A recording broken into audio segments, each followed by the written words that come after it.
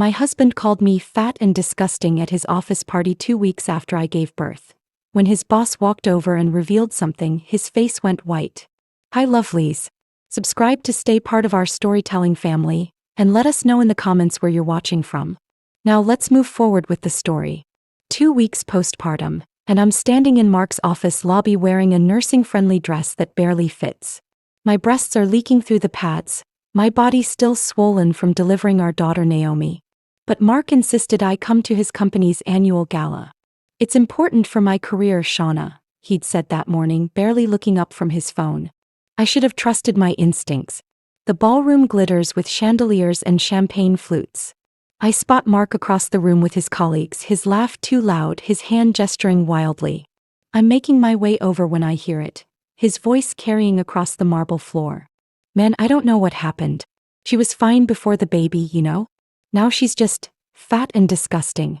Can't even look at her the same way. The world stops. My heart drops into my stomach.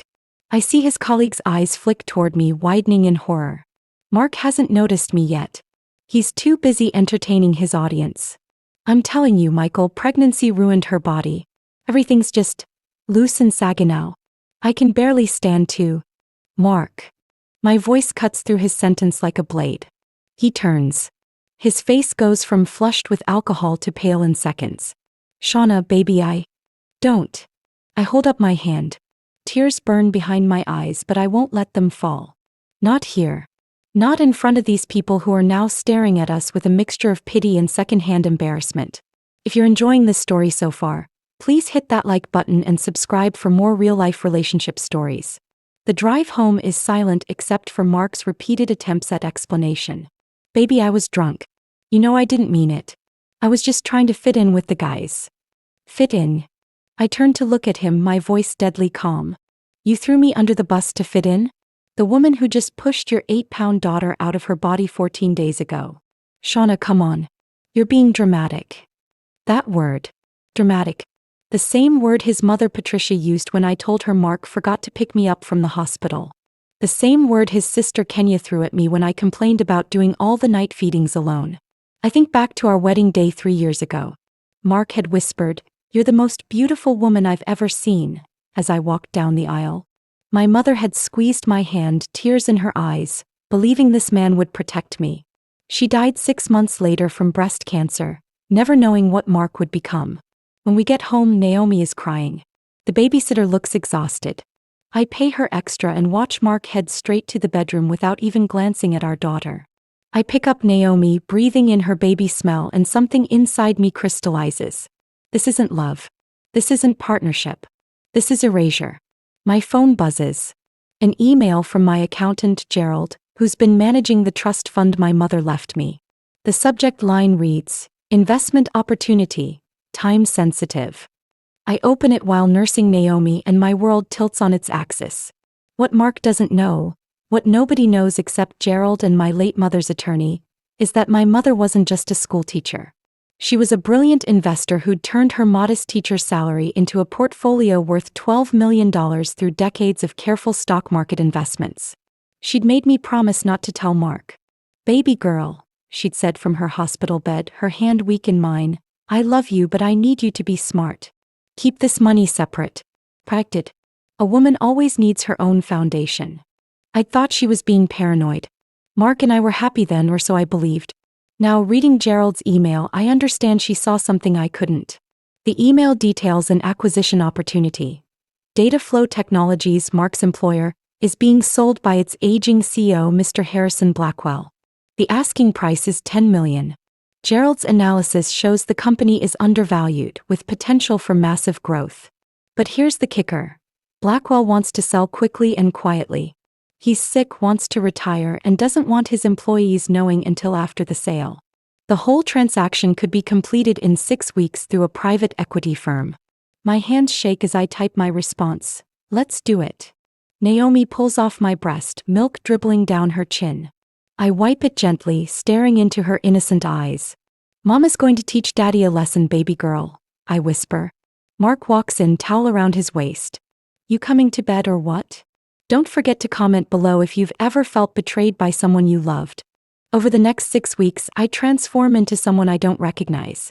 Every night after Mark falls asleep, I'm on calls with Gerald, lawyers, and the private equity firm handling the acquisition. The deal is structured so Dataflow Technologies will be purchased by Thornhill Capital Partners, a shell company I control through a series of trusts. During the day, I'm still Shauna, the exhausted new mother in milk-stained sweatpants, changing diapers while Mark complains about his workload. He's been sleeping in the guest room, claiming my night feeding schedule disrupts his rest. "You look tired," his mother Patricia says during her weekly visit, eyeing my unwashed hair with disapproval. "You should try harder to keep yourself up. Mark is a good-looking man. Women at his office probably look much better than this." I bite my tongue and smile. "You're right, Patricia. I should try harder." Kenya, Mark's sister, comes by with her husband Damon. While Damon coos over Naomi genuinely, Kenya pulls me aside. "Look, I know Mark said some things at that party, but you have to understand men need their wives to stay attractive. It's just biology." The gaslighting is exquisite in its cruelty. I'm being told that my husband's public humiliation of me is somehow my fault for not bouncing back immediately from childbirth. "I understand," I say sweetly. "What I don't say, I've just signed the final papers. I now own Mark's entire company." The closing date is set for the annual shareholders meeting, where Blackwell will announce his retirement and introduce the new ownership. Mark has been complaining about the meeting for weeks. Some new ownership group nobody's heard of. Probably going to come in and ruin everything we've built. Mark, you have no idea. I start going to the gym at 5 a.m. when Mark is still asleep.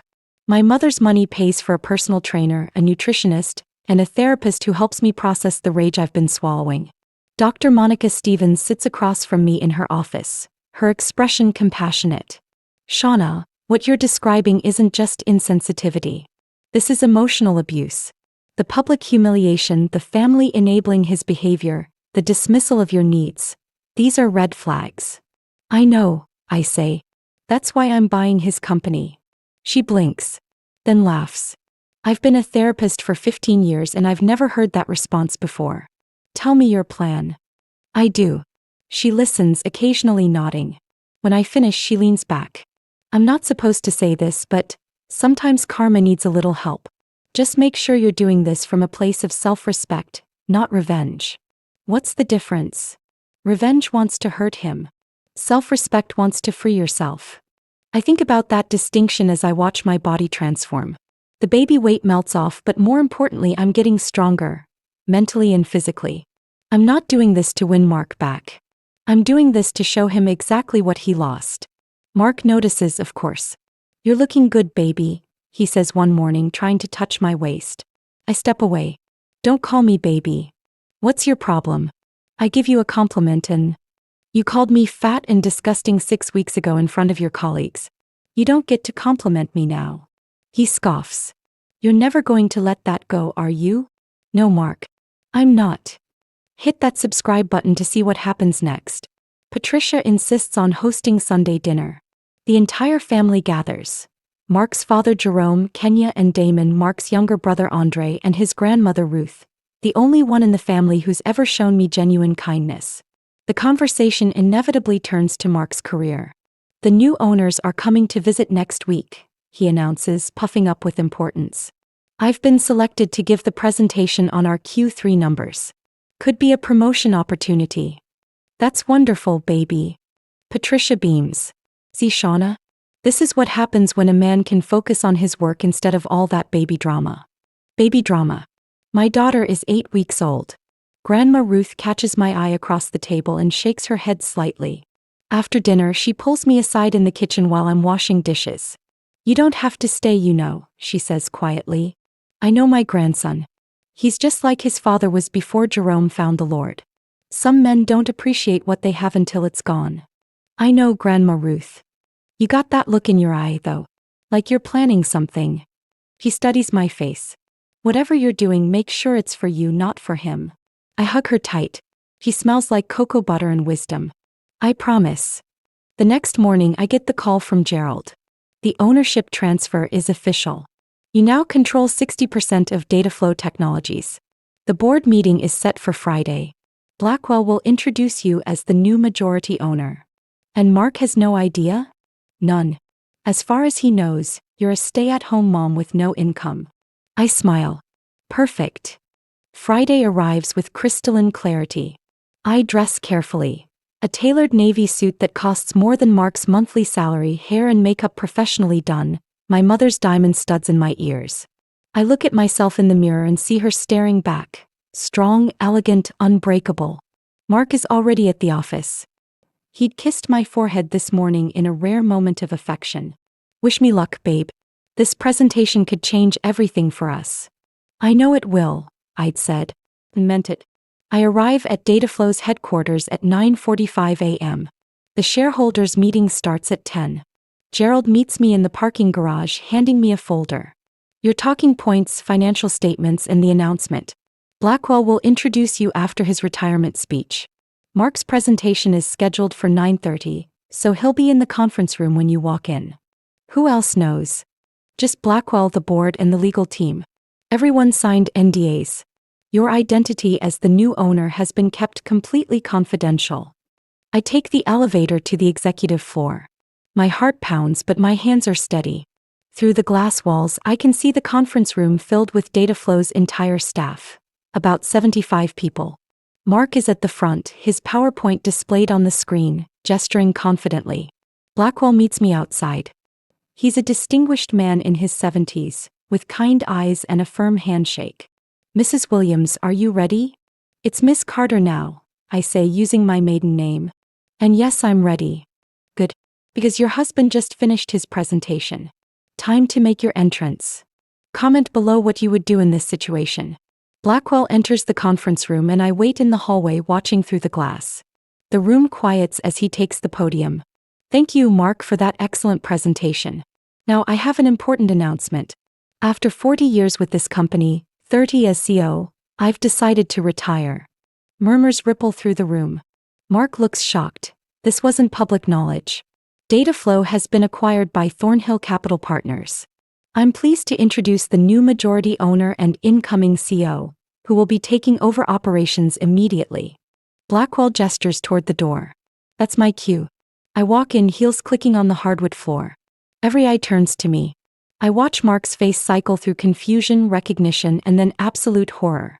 Everyone, please welcome Shauna Carter. The silence is deafening. I take my position at the front of the room, directly beside where Mark is standing frozen. Good morning, I begin, my voice steady and clear. I'm excited to share my vision for Dataflow's future. But first, I want to address the elephant in the room. Yes, I'm married to Mark Williams, your senior account manager. Yes, this might seem like a conflict of interest. Let me assure you it's not. I turn to look directly at Mark. His face has gone from white to gray. Mark and I are getting divorced. Effective today, he's also terminated from his position with Dataflow. Security will escort him from the building after this meeting. Gasps echo through the room. Mark finds his voice. You can't. This is... Shauna, what the hell? I can actually. I own 60% of this company. The board has unanimously approved this decision based on your violation of company policy regarding workplace conduct. I nod to HR Director Janet Morrison, who stands. Mr. Williams, 6 weeks ago at the company gala, you made disparaging comments about your wife's postpartum body to multiple colleagues. Janet continues, her voice professional and cold. 3 employees filed complaints with HR the following Monday. They felt uncomfortable and concerned about the hostile work environment your comments created, particularly for our female employees. Additionally, 2 clients who overheard your remarks specifically requested not to work with you moving forward. Mark's face is scarlet now. This is a setup. You can't fire me for a private conversation. It wasn't private, I interject. You said it in the middle of a company event loudly enough for a dozen people to hear. Including Michael Stevens, who happens to be married to my therapist. Small world, isn't it? I watched the realization dawn on him. Michael had looked horrified that night because he knew exactly how wrong Mark's words were. Here's what's going to happen, I continue, addressing the room but keeping my eyes on Mark. You'll receive 2 weeks severance, which is more than generous. Your company laptop, phone, and access cards will be collected immediately. You have 30 minutes to clean out your desk under security supervision. Shauna, please. His voice cracks. We have a daughter. How am I supposed to support? The same way I've been supporting us for 3 years. Oh wait, you didn't know about that, did you? I turned to the confused faces in the room. Mark believed I was a stay-at-home mom with no income. In reality, I've been paying 70% of our household expenses from a trust fund my late mother left me. A trust fund he knew nothing about because my mother wisely advised me to keep my finances separate. Kenya's voice cuts through. She's standing in the back, she works in marketing. You're doing this because he called you fat? That's petty as hell. I smile at her. No, Kenya. I'm doing this because he humiliated me publicly 2 weeks after I gave birth to his child. I'm doing this because when I told him I was hurt, he called me dramatic. I'm doing this because his entire family gaslit me into believing I was overreacting. And I'm doing this because he's been sleeping in the guest room, refusing to help with night feedings, and treating me like I'm an inconvenience rather than his partner. The room is silent. I can see some of the women nodding, understanding flickering in their eyes. But most importantly, I continue, I'm doing this because I refuse to raise my daughter in a household where her father treats her mother as disposable. Where she learns that a woman's value is tied to her appearance. Where she thinks it's normal for men to humiliate their wives for male bonding. Grandma Ruth's voice startles me. She's standing in the doorway. Shauna's right. Mama. Jerome looks shocked. What are you doing here? I asked her to come, I say. Grandma Ruth, would you tell everyone what you told me about Mark's father? She walks slowly into the room, her cane tapping. Jerome used to treat me the same way. Called me names, embarrassed me in front of his friends, made me feel small. It took me leaving with our 3 children and staying gone for 6 months before he got his act together. Best thing I ever did was show him I wasn't going to tolerate disrespect. Patricia stands up, furious. You're comparing my son to how Jerome was? He's nothing like that. He's exactly like that, Ruth says firmly. And you've been enabling him, Patricia. Just like Jerome's mother enabled him. It's got to stop somewhere. Mark is shaking now. Shauna, can we please talk about this privately? You're embarrassing me. I'm embarrassing you? My voice rises for the first time. You called me fat and disgusting in front of your colleagues. You don't get to talk to me about embarrassment. Security arrives at the door. If this story is resonating with you, please share it with someone who needs to hear it. The security escorts Mark out. He's crying now, which would move me if I hadn't cried myself to sleep every night for 6 weeks. Kenya follows him, throwing me a look of pure hatred. Patricia and Jerome sit frozen, their perfect family image shattered. Grandma Ruth takes my hand. You did good, baby girl. I address the remaining staff. I want to make something clear. This isn't about personal vendetta. Mark violated company policy and created a hostile work environment. If he worked for any other CEO, the outcome would be the same. Data Flow will have zero tolerance for workplace harassment or discrimination moving forward. I outline my vision for the company. Expansion into new markets, better work-life balance policies, and increased parental leave for both mothers and fathers. The staff seems receptive, even excited. After the meeting, I return to my new office, formerly Blackwell's. It's surreal sitting behind this massive desk looking out over the city. My phone buzzes constantly. Messages from Patricia calling me vindictive. From Kenya saying I've destroyed their family. From Andre surprisingly saying, he had it coming, sis. But the message that breaks me comes from Damon, Kenya's husband. I've been wanting to say something for weeks. What Mark said was wrong. What happened today was justice. You're a good mother and you deserved better. I sit in my leather chair and finally let myself cry. That evening, I arrive home to find Mark's clothes piled on the lawn. Patricia is there, screaming at me about destroying her son's career. Neighbors are watching. You're a bitter, vindictive woman, she shouts. You trapped him with that baby and now you're ruining his life. Something in me snaps. Enough. My voice echoes down the street. Mark ruined his own life when he decided I was disposable. You ruined your relationship with your granddaughter when you chose your son over basic human decency. And you want to know what the saddest part is? I continue, my voice breaking. I loved him. I really did. I loved him enough to ignore the warning signs. I loved him enough to make excuses when he forgot important dates. I loved him enough to believe him when he said he was just stressed from work. Patricia's anger falters. Shauna, But loving someone doesn't mean accepting disrespect. My mother taught me that. And if she were alive today, she'd tell me what she told me before she died. Baby, a man who truly loves you will never make you feel small to make himself feel big. I see Mark's car pull up. He gets out slowly, looking defeated. Shauna, please, can we just talk? Just the two of us. I nod and we go inside while Patricia waits outside. Mark sits on the couch where we used to watch movies together, where he proposed to me 4 years ago. I didn't mean what I said, he starts. I was drunk and trying to. I know what you were trying to do, Mark. You were trying to bond with your male colleagues by throwing your wife under the bus. You were trying to prove you're still one of the guys despite having a family. But here's what you need to understand. The moment you became a father, those priorities should have shifted. I know. I messed up. But did you have to take everything from me? My job, my reputation, my family? I didn't take your family, Mark. You still have Naomi. You'll still have visitation rights. You'll still be her father. But you won't have me, and you won't have the life you took for granted. He's crying fully now.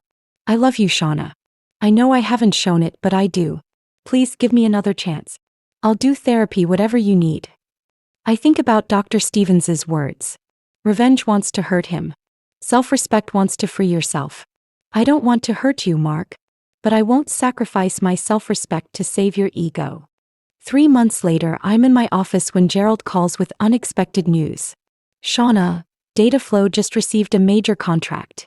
$15 million over 3 years. The company's stock value has increased 40% since you took over. Success feels hollow without someone to share it with. Naomi is thriving, meeting all her milestones. Mark has her every other weekend, and I can see he's genuinely trying to be a better father. But some things once broken can't be fully repaired. Grandma Ruth visits every Tuesday for tea. She's the grandmother Naomi deserves, the one who tells her stories about her great-grandmother's wisdom and strength. You ever regret what you did? She asks me one afternoon watching Naomi play. Sometimes, I admit. Not the divorce, that was necessary. But the public nature of it. The pain it caused. Pain's part of growth, baby. Mark needed to feel consequences. Otherwise, he'd never change. Last week, I received a letter from Mark. Not begging for reconciliation but thanking me. You were right, he wrote. I was becoming my father. I'm in therapy now, really working on myself.